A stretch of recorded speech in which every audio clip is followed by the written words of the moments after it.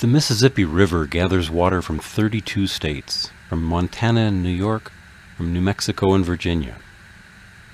Almost 500,000 cubic feet per second flow down this channel on average. There's about 1,000,000 cubic feet a second, or CFS, down there right now.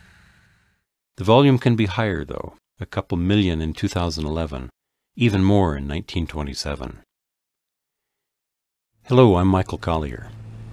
On this field trip, we'll be studying the muddy Mississippi's delta, where all that water and sediment finally reach the Gulf of Mexico.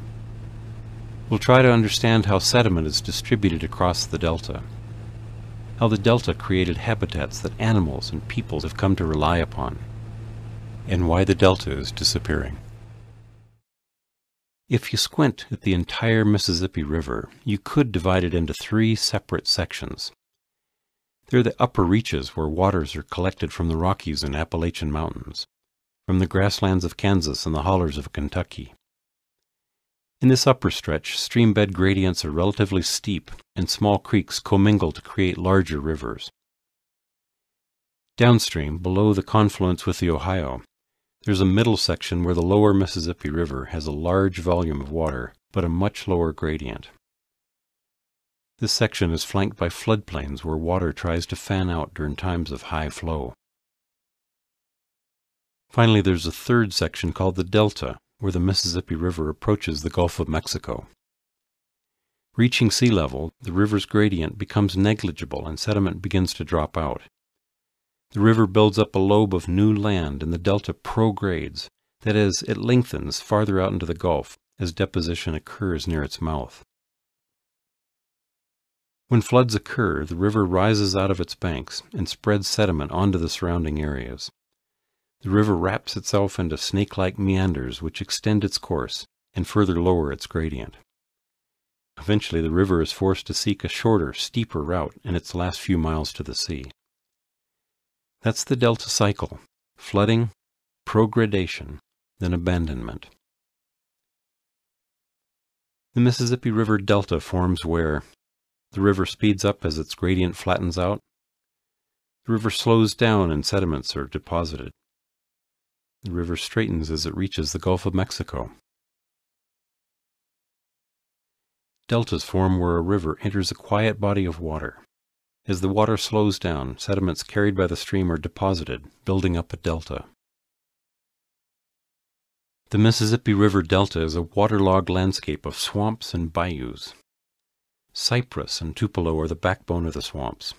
These tough trees are dependent on fresh or at least brackish water if they're to survive. The vegetation not only filters water that passes through the swamps, but also buffers the delta from storms. The wetlands are home to a vast web of life. Anhingas, herons, and egrets live here. So do alligators and water moccasins. The fishing's great, though you might think twice before trailing your hand in the water. These swamps are a valuable, unique landscape. But here's the problem. It's all going away. No kidding, going away. Until recently, the delta had existed in a delicate balance. Unconsolidated sediments deposited by the river have always subsided as they settled out and compacted. A balance was struck, though, because this loss of height used to be compensated by new sediment predictably deposited by the Mississippi.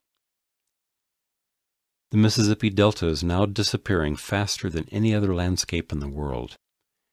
1,900 square miles have sunk beneath sea level since 1932. That's 70% of land that used to exist within the delta. The first reason is that the muddy Mississippi isn't so muddy these days. It's carried 50% less sediment in the decades since construction of upriver dams. This is especially true of its tributary, the Missouri River, which flows out of the Rockies. Levees are another major cause of land loss across the Mississippi Delta. At first blush, levees make sense. They protect riverside communities from disastrous floods. As many as 1,000 people died when the Great Flood of 1927 ravaged almost 3 million acres of farmland. Congress stepped in and the Army Corps of Engineers built 2,200 miles of levees along the mainstem Mississippi, and more on its tributaries. That's good. Levees save lives. but they exist at a price. Floods no longer spread out over the river's floodplain or the delta. Sediment is sluiced downriver and out to deep water in the Gulf of Mexico, where it's lost to the delta system. What happens when a delta sinks beneath sea level? Communities like Delacroix now flood with every passing storm. As land within the delta sinks, saltwater intrudes into bayous where the water was once fresh. Erosion speeds up as the saltwater intrusion kills intolerant vegetation like cypress. Some of this could occur naturally, but the state of Louisiana and the Army Corps of Engineers estimate that 70% of the delta's loss is due to human actions. Subsidence is accelerated where oil and gas pumping deflates the land surface. Oil pipelines and navigation channels crisscross the delta, opening the bayous to further saltwater intrusion and erosion as wakes from passing boats batter the wetlands. Berms have been constructed in places, but not every corner of the delta can be protected. A 76-mile canal, called the Mississippi River Gulf Outlet, was built in the 1960s. Mr. Go, as it's locally known, would have allowed ships to reach New Orleans more directly from open waters of the Gulf. Unfortunately, Hurricane Katrina surged up the Mr. Go Channel as it took direct aim at New Orleans in 2005. A barrier now protects New Orleans from that sort of flooding, and the Mr. Go Channel has since been sealed off. These days, the Mississippi Delta faces yet another challenge, a changing atmosphere. With global climate change comes a global rise in sea level, putting the delta just that much further underwater. Hurricanes may well be becoming more prevalent and intense. Katrina and Hurricane Rita that followed 3 weeks later stripped out more than 200 square miles of wetlands. Can the process be stopped? Maybe, maybe not. Cypress trees are being replanted as barriers to erosion in places around Lake Pontchartrain. In bayous like Barataria, muddy water is being diverted into wetlands rather than being flushed downriver to the open sea. But these diversions are problematic if they put new homes or businesses at risk, and they're controversial because they may have adverse effects on local fisheries and oyster beds. Nature will have the final say. The Mississippi is trying to abandon its current convoluted channel and take a straighter, steeper route down the Atchafalaya River to the sea. The Atchafalaya is a distributary channel that would likely have captured the main stem of the Mississippi if it weren't for the old river control structure and Morganza spillway that keep the river in its current channel. If the Atchafalaya does capture the last few miles of the Mississippi, New Orleans will become just another backwater town rather than the world-class seaport that it is today. Land loss within the Mississippi River Delta is caused by dredging of the main river channel, destructive fishing and farming practices, dams and levees that reduce the amount of sediment deposited in the delta. Levees, as well as flood and navigation control dams, have cut off much of the sediment that was once carried and deposited by the Mississippi in its delta. With less sediment deposited, the delta sinks and is disappearing.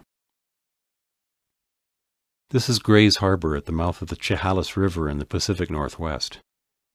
What similarities are there between this and the Mississippi River's delta? You can see here that, like the Mississippi, the Chehalis curls back and forth as it reaches sea level.